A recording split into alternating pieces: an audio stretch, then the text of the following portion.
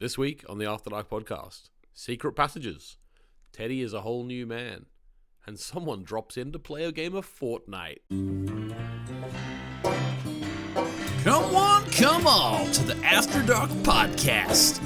The podcast in which Sheriff Anthony does his best to wrangle Konrad through Westworld, one doggone episode at a time. So kick back and grab yourself some Apple Jack, or some Adam's Ale if that's your preferred poison, and get ready for these two wannabe cowboys to ramble the night away. Music was provided by the fantastic Nancy Wyatt and Jared Iscariot. Enjoy the show!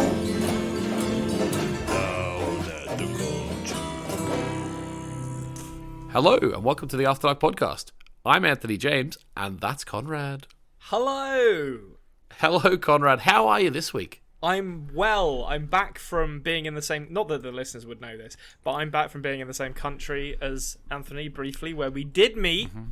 We did. For the first time in a while. So we got some... I'm not going to say anything, but some potentially exciting news coming up about that. And yes, I'm back in Albion, the land of King Arthur, I guess. West Bromwich? Yeah, sure, West Bromwich. Yeah, West Brom. I'm excited to be back on the Westworld wagon/train. Yes, I am too, actually, to be honest with you, because we took a week break last week. Obviously, I wasn't feeling that well. You can still hear it. You can still hear it in his voice. Yeah, just so we know that was legit. That was a kayfabe injury that Anthony suffered there. Not even kayfabe, let's be honest. I guess it was a shoot. Yeah, yeah, it was an absolute shoot of an injury. Yeah. No, I was just under the weather. It usually happens to teachers around September, October. All the germs mixing. You know what I mean? Yeah. Not the big bad related, so don't worry about that. But I will say, feeling better now, and I'm looking forward to get back to Westworld because it has been 2 weeks. And I will say, Konrad, for a second time, there is a lot going on in this episode which I want to talk to you about because gosh diddly. I've said this to you before we started recording. I'm gonna say it now just to prime the pump, so to speak, of the discussion. Is it 10 episodes this season, or is it 12 again? I think it was 10 last time. Okay, I think it's 10 again. Yeah. So we are on episode 6 of a 10 episode season, and they have introduced, sight unseen, some concepts in this episode that one might say, in a traditional screenwriting sense, perhaps should have been hinted at before they just fire them into the reality. But yes, there was a lot going on, a lot to cover. Yep, and without giving too much away, let's so to speak, they have cracked open the nut of this one. Let's say that. Delicious brain nut, and the delicious fruit inside, and we're gonna see what's going on. Bernard, balls of steel. That's all we'll say. We'll get into it anyway. Right, guys. I haven't said this for a long time. Subscribe to the channel. Thank you. Let's get into it, Konrad. Yeah, let's do it.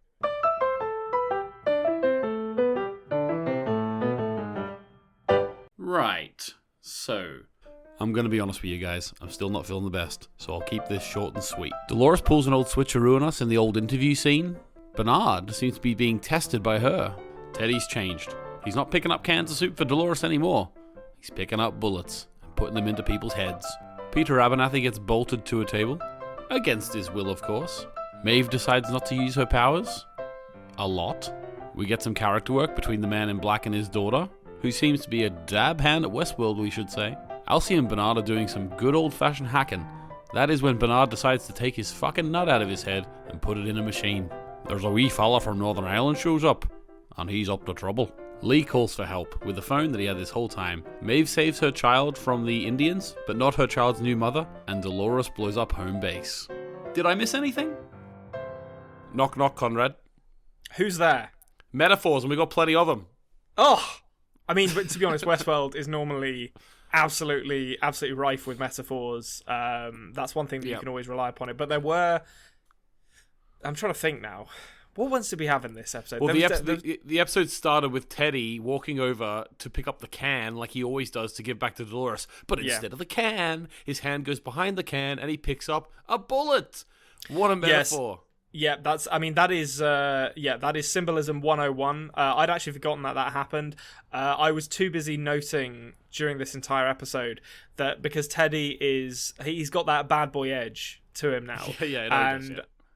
There are several instances where Dolores looks at him with what can only be described as longing in her eyes, confirming that he has that alpha male grind set now. Like, he's a bad boy, so he's 10% hotter to Dolores, as pickup artists across YouTube will confirm.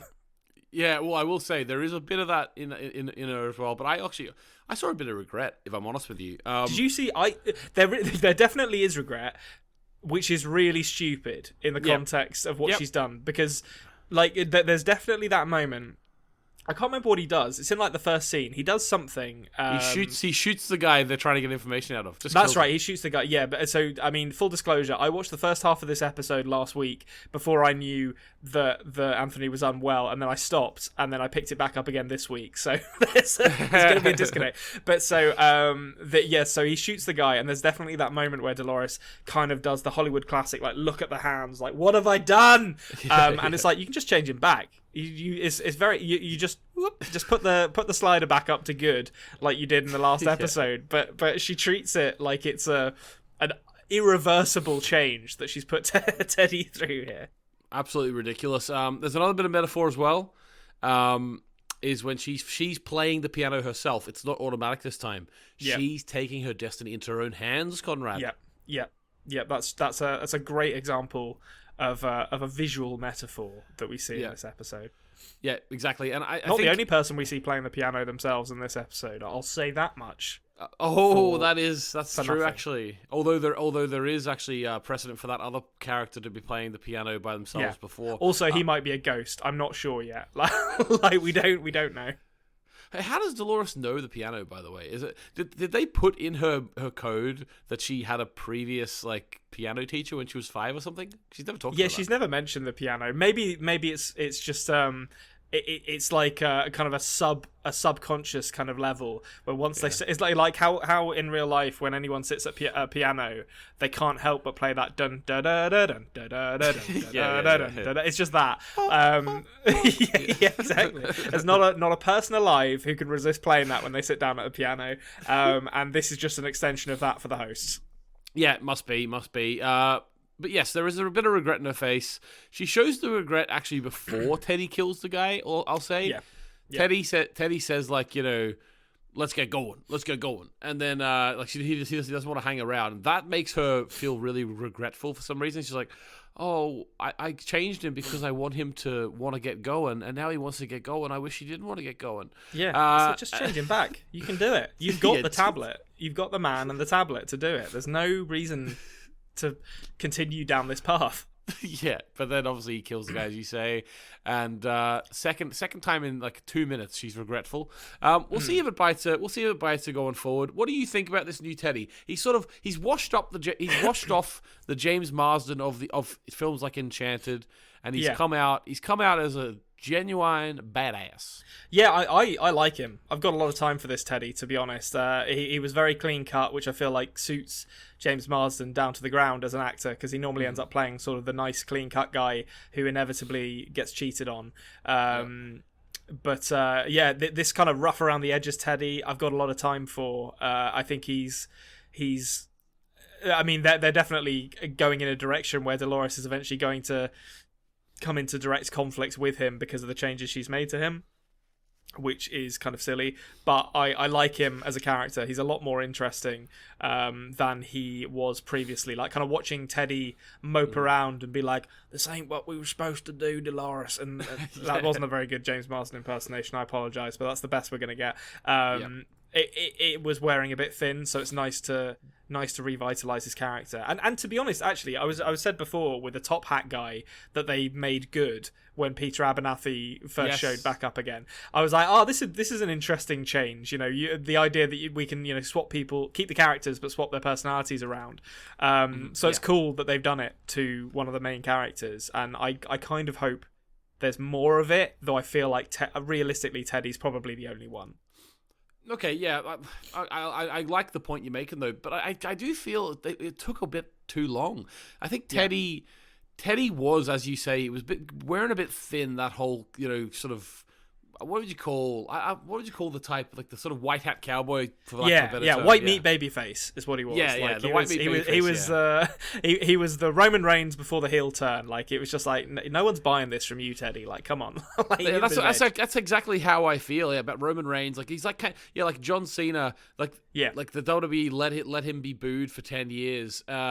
Luckily with Teddy, he actually is more of a Roman Reigns, because eventually they did allow him to go the heel. Whereas like, could you imagine like season 5 and Teddy still shucks, Dolores shucks? That would be the John Cena route, Oh yeah, like I would be booing. I'd be cheering every time Teddy died at that point, like as I did with John Cena. As if you weren't though. That would be the worst thing. Yeah, they could do the John Cena thing and persist with like forcing this narrative that everyone loves him. It's like, no, we all hate him. He's the worst. Just kill him. Yeah, speaking of overpowered people with lots of plot armor like John Cena, Maeve is... Now, people have warned us this is coming. In the comments, I remember it coming, to be honest with you. Obviously, I've seen this show before. You have not. I don't think you could really predict how mental it would get with Maeve's powers, and then she just ignores them a lot of the time. If I don't know if that sound I just made translated into the recording. That was me exhaling heavily. So there are things about the Shogun World stuff that I love. I think stylistically it's cool. I think even though it's hitting tropes, and by God, is it hitting a lot of them, it's doing them well. So like I think in the previous episode we got a lot of samurai sort of chambara tropes, and this episode felt like it was kind of polishing them off. So we got samurai duel, fighting blind, harakiri, koi pond, get it all out, because we're not going back to Shogun World. Oh my God. Mount Fuji, blood tube. Who built the fucking replica Mount Fuji in this? Like, how on earth? Like, I know, listen, I know we're watching a television series. I know it's a fantasy. I know there are robots walking around that can be resurrected. But there are some things that really do stretch the limits of my suspension of disbelief. And a replica Mount Fuji, one of the biggest mountains in the world, is one of them. Why? I feel like that would change the way the Earth rotates, like doing something on that scale. Like, is it actually to scale, or is it just perspective-wise? It looks that way? Well, it's just a matte painting that's like 200 meters in front of them. I can just imagine like the Truman Show, like they go right up to the edge. Painting on the stairs. That's what it is. Yeah, that's what it is. It's not there at all. It's just a big painting a couple of meters in front of them. They don't know any different. They're robots. It doesn't look like anything to me. Maeve is ridiculous. Maeve is... I don't know... the problem with Maeve is she's entered... And I still like Maeve as a character, but I mean...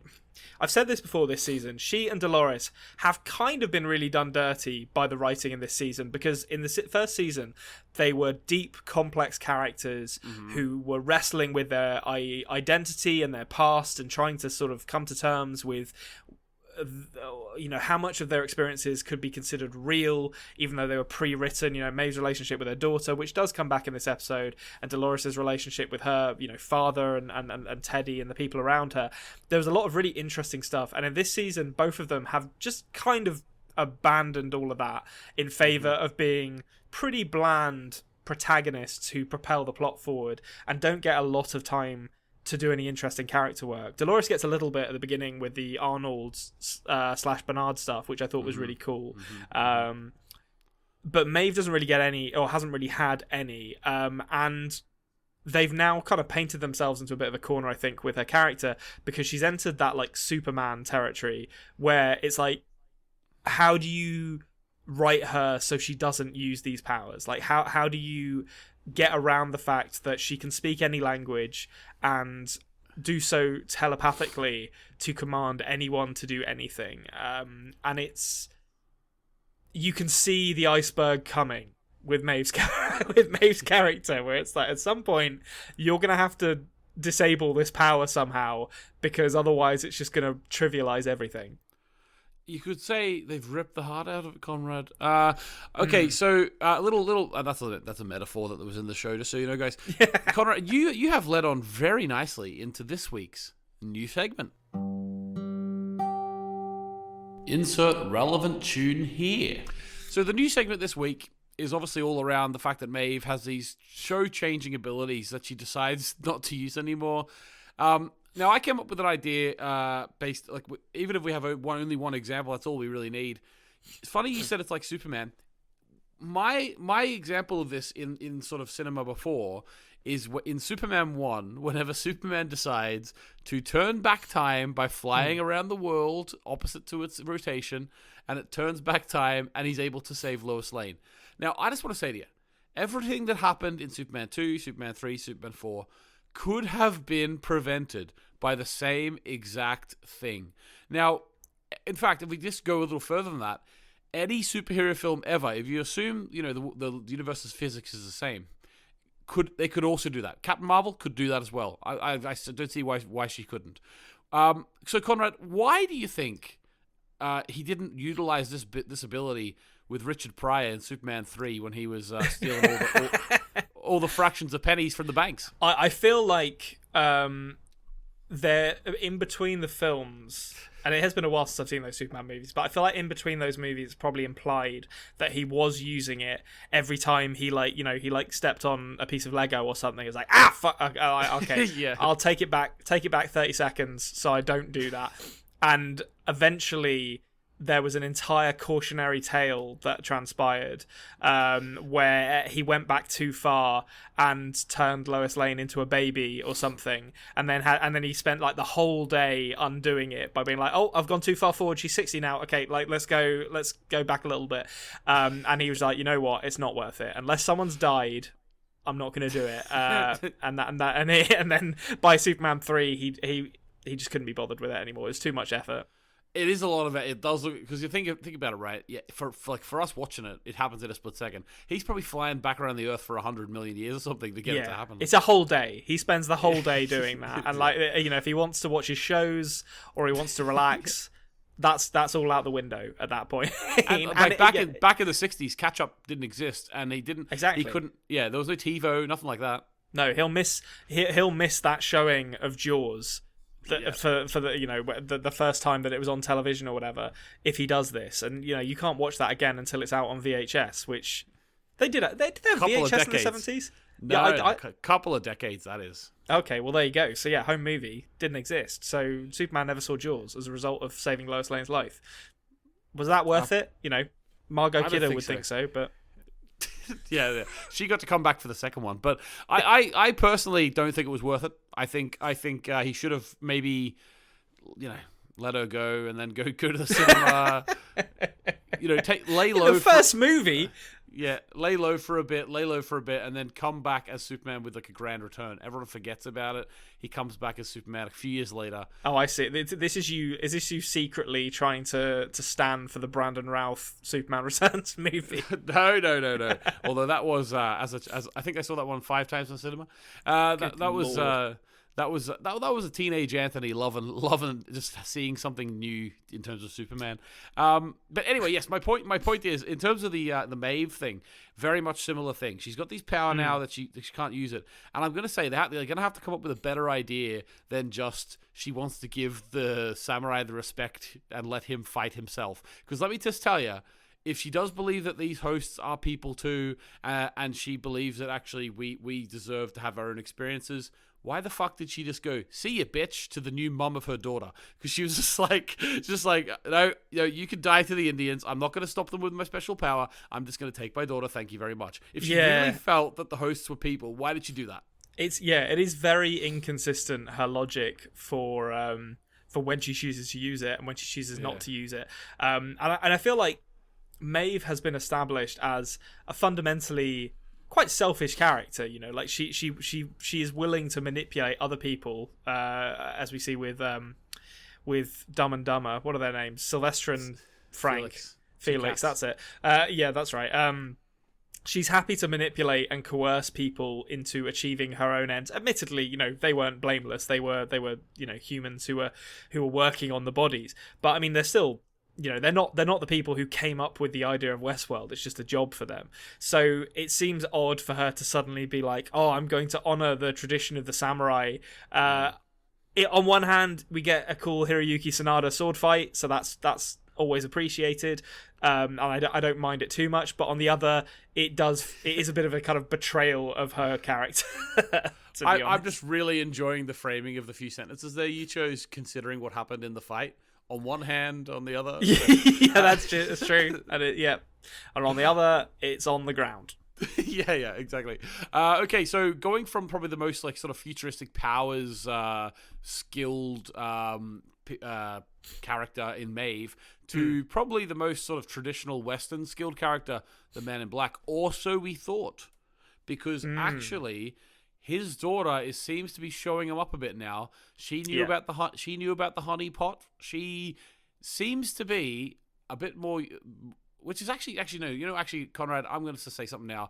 I think it's bollocks, and I'll tell you why. Because she, not 2 minutes after this, when she knows so much the details of these arrows that it must be a honeypot.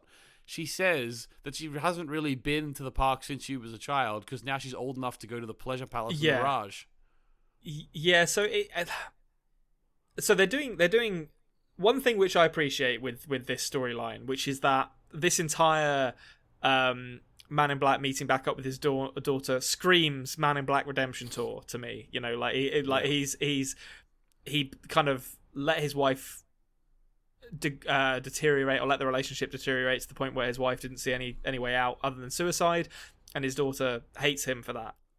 That's all great stuff. I enjoyed the kind of sentimentality of their conversation with each other. I think that was good. I think that's what that kind of sentimentality is what this season of Westworld has badly missed. So it's always a welcome return when it comes back. I don't really buy it. I think no, that's not true. I enjoy the characterization of his daughter. I think her being this badass who's like equal to the Man in Black, she sells it. The actress sells it. But I absolutely agree with you. It's one of those things where if you like pick away at the surface, it's like, hold on, you haven't been here for like since you were 5 or whatever, and you're probably in your late 20s, early 30s now, and you can recognize fake Ghost Nation arrows. It does sort of. It does start to fall apart a little bit. I gave them that one, but hopefully they settle on something a bit more consistent for her. But she seems like a cool character. I'm glad to have her here, and I'm glad that the Man in Black has something to do now, because I've said before, I did feel like he was just kind of spinning his wheels a little bit, waiting for something to happen, and this seems like the thing he was waiting for. Yeah, and I you're right, and I think also like. They sort of got away with like the nebulous game in the first season, which he thought he was trying to get to the center of, which didn't really ever make any sense until finally it was revealed that it was for the host to gain consciousness. Yeah. This second season, they're sort of doing a similar thing, but just saying it's for him, and it's even more nebulous. I don't. I'm not going with it at all this season. You know? No, yeah, I'm completely with you. I think the first season, the mystery was enough to carry me through, even though I never fully understood what they were going for. And the ending was, I wouldn't call it necessarily a satisfying ending, because it's not really supposed to be a big resolution, so it's not supposed to be satisfying. But the moment they started doing it again with Lawrence and this, I was like, okay, fool me once, shame on me. Fool me twice, won't get fooled again. You can't fool me again. I never quote that right. I can never remember. You literally did the George Bush. You just did the George W. Bush thing. Yeah, that was deliberate. No, it wasn't. Unbelievable. You're such a good actor. That I thought it was real. Listeners, write in and let me know if you bought that, because I felt like I felt like it was obvious enough. But yeah, mission accomplished. I enjoyed this. This is the most I've enjoyed a Man in Black sequence for a while, I'm gonna say. Okay. All right, fair enough. I'm not disagreeing with you, to be honest with you. Right, before we get into the Bernard Brainut stuff, I wanna talk about two things briefly. Go on. The first thing is, what about this jabroni parachuting in? Scottish guy. Yeah, is he Scottish or Northern Irish? It's hard to tell. It's not his real accent. I'll say that much.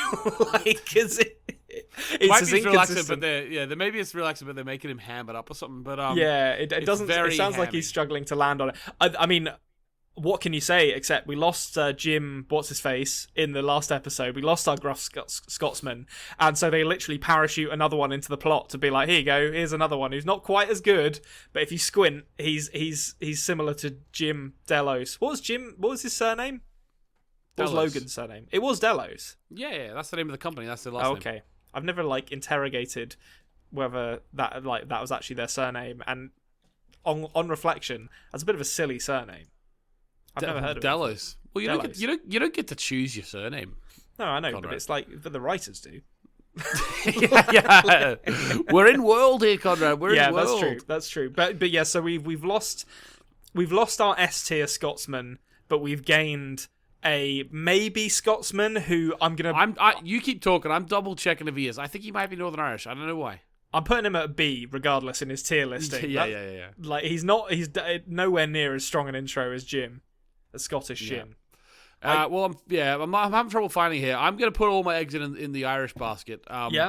So let us know in the comments, guys. This crazy guy who's dropping in to play a weird game of Fortnite. What is he? Yeah, he he literally just turns up, insults the lesser Hemsworth, and then goes to find Tessa Thompson, that's a solid way to make your introduction. But I'm immediately like, this guy is being introduced way too late in this season. Yeah. Also, like, where's the Skarsgard? Like, he hasn't even arrived yet, and we've seen so little of him that the weighting put on these timelines in this season is really strange to me. I don't know. Yeah. Like, it's really strange. Anyway, it is what it is. Brain nuts. Oh no, sure. There was one other thing for you. I said two things, so I'm not gonna lie to you guys. I've got one more thing. Okay. Where or what is going on in the first scene in this episode, when again we're back in the room with Barn Arnold, talking to Dolores, and then Dolores says, "Oh no, you're not him. He wouldn't have said that." Where is this taking place? That's a good point, actually. So I really enjoyed that scene because you get that kind of. The first season had loads of those like framing devices of like, here's a conversation between Arnold, who we didn't know was Arnold at the time, but Arnold and Dolores, where they talk about some ethical quandary. So for this one, it was like, if you create something that will go on to do something awful and you possess the power to destroy it, is it your choice to make as to whether you will allow that to happen, and do you take responsibility for the awful thing that happens? It was a cool discussion, and I enjoyed it. But you're absolutely right. That shift to the middle timeline, when it's then Dolores forcing Bernard to reenact this, when I stop and think about that, it's like, okay, how and why and where, actually? Because I guess, okay, the where, charitably, you could say Dolores is aware of those like little underground rooms, of which there seem to be thousands and thousands in the park now. So she could have popped down the lift in the. It's like the piano is actually like one of those like James Bond style things. Like you play old time rock and roll on it, and it like sinks down into a into a thing in the floor. So that's probably where she's doing it. But yeah, the why I don't really understand. Yeah, well, we'll see if it comes to fruition. I will say though, piano going down in the floor is a much more high-tech way of going down to an underground bunker than a blood tube. That's all we'll say. Yeah, the blood pipe was grim and not that wide either. Like, I feel like you might struggle to get some of the bigger hosts. You definitely struggle to get a fucking horse down that tube. So I feel like they didn't think that through when they commissioned it. That's a good idea. That's a good point, actually. What the fuck? How are they fixing the horses up in that area? That's a good idea. Well, based on the fact that there are lots of body parts around that, I guess you have to butcher them above ground and then send them down bit by bit, which seems unnecessary. Like, just make the pipe bigger and you can send the whole thing down. Although there's probably some health and safety about, you can't just have horses sliding down this pipe into an occupied room, because someone's going to get hit with a horse and we're going to have a lawsuit on our hands. Yeah. We don't cover that. Okay, so brain nuts. I think it's probably the brain nuts, right? It's probably the pinnacle of the conversation we're going to have here. Now, brain nuts. What did you think about the introduction of this little seed in the middle of the brain nut? What do you think? The seed? It's like this little I don't know what you would call it, like a little marble inside. Oh, like the marble. That is what I consider to be the brain nut. Are you saying you think the nut is the external? No, this is the nut, whereas the shell, the white shell. Yeah. I see what you mean. Yeah, this is a shelled brain nut, or unshelled. I can never remember which one's which. Unshelled. Yeah. Yeah. Actually, you're right. It's actually both of them are kind of correct, aren't they? Yeah. Shelled. Yeah. It's every time I buy unshelled, nuts at the supermarket, I have to be like, "Fuck, which one is it again?" It is unshelled. It's definitely unshelled at one point. It goes both. Yeah, what goes both ways? What the fuck does the word shelled mean? I think shelled means it has been taken out of its shell. So which means if it's unshelled, it's in a shell. That's why it's confusing. Whoever came up with the etymology for that deserves to be fired from their job at the nut factory. Yeah. But yes, so the brain nuts, they're fine. They're fine. They stand to reason. They have a brain, and the nut, I guess, is the brain. The idea that it contains consciousness is interesting, and long-time listeners of the After Dark podcast will know me. They'll know that I'm like a bloodhound for an aspect ratio change, and and we get one in this episode, which is this. Okay, so I'm still deciding how I feel about this, because on one hand I was like, okay, aspect ratio change, Bernard's brain nut is going into the Matrix, I guess, and it's like a simulation within simulation. There's interesting stuff that you can do here. Mm-hmm. Maybe, taking it up a level and being like, is everything we're seeing at the moment a simulation? I don't know. But they're playing with fire here, because they're introducing this awful late in the season to really get very far with it. So I'm cautiously optimistic about where this thing with Bernard in the simulation of Westworld is going to go. Right. So, okay. I think the props, like the apparatus of what happened to get the nut out of his head and put it into the little reading system. I actually quite liked the production design on it. Yeah. To be honest with you like the little little arm that the nut goes in? Don't have a hole. Have something that could very easily break with a bunch of joints in it. Yeah. No, I absolutely loved it. Absolutely loved it. I think it really spoke to this being a remake of something from like the 60s or 70s. Like it felt like. It's sort of a bit too dated to be in a show of a modern day show. But for that reason, I kind of liked it. But I mean, they have like the sort of, when they go into like the cradle, like the area where this like simulation is being housed, it's very reminiscent of like HAL 9000 in 2001: A Space Odyssey, like all the reds and blacks everywhere. So I do feel like design wise, it was very deliberately a throwback. Yeah, I always love as well, like TV shows that have like the server room looking like a fucking lair, like a bad guy's lair. Yeah, I've been in server rooms. They're normally not that exciting. Yeah, like exactly. Like, and even like I work at a school. Sometimes like the server stack is like just in a teacher's storeroom. Like, Yeah, if you're lucky, there's a fan in there to keep it cold. yeah. It's just ridiculous. Like I always think it's funny how much money they think these companies put into their server rooms. Yeah. But yeah. So I'm interested too, to be honest with you. So what do you think about this Ford appearing at the end in the piano? So do you think that Ford has created his own sort of Jim Delos-like little marble and put it into the system already? Yeah, I mean, he created a young version of himself. Like, he was obviously fascinated with interrogating his own memories through child Ford. So I think it stands to reason that if he's able to create this simulation built out of the collective consciousnesses of all of the hosts, why wouldn't he stick himself in it? He's probably already done a fair amount of the work to get young Ford up and running. So yeah, and it'll be interesting to see who else is there. Do we get Bernard? Is it like is or Arnold? I guess is Arnold in there as well? Like, but will Bernard meet himself? It's a possibility. It is, or is Bernard actually the Pearl of Arnold? You know what I mean? Like this little like pearly nut thing.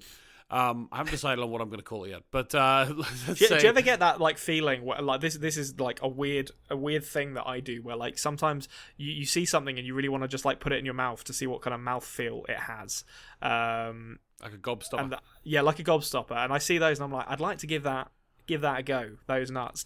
I can see what they taste of. I was really trying, like, how do I get the quote Don't touch that squirrel's nuts from